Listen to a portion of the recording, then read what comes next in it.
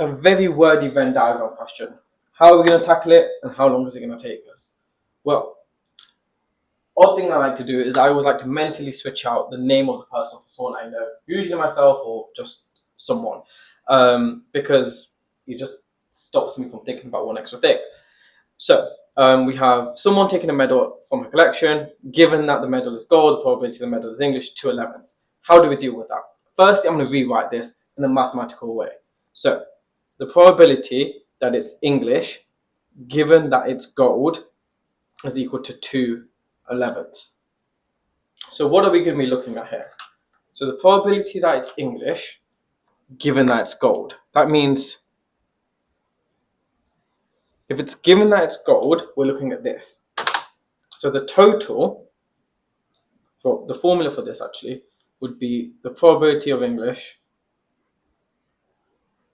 over the probability of gold plus the probability of English and gold.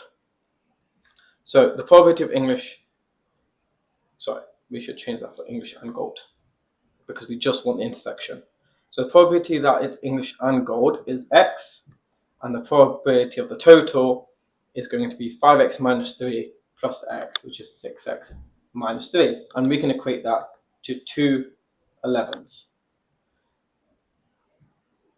And then we have fractional equation. So we multiply to give us 11x equals 12x minus 6.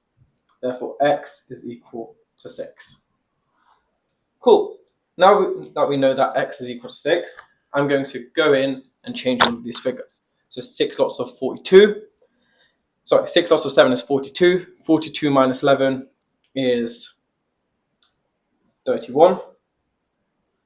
That is just 6. That will be 30 minus 3. And then 34. So the total medals is just going to be, that will be 11, 17, 18, and then 3, 4, 5, 6, 7, 8, 9. Total medals is 98. The most important part here is to ensure that you understand conditional probability and you're given that formula. If you remember your formulas, the question is easy. If not, it can be done with a bit of logic just by thinking about you only want English when you have gold. So again, looking at that red circle, you only want English when you have gold. And if you understand your basic probability formula, the question should still make sense to you.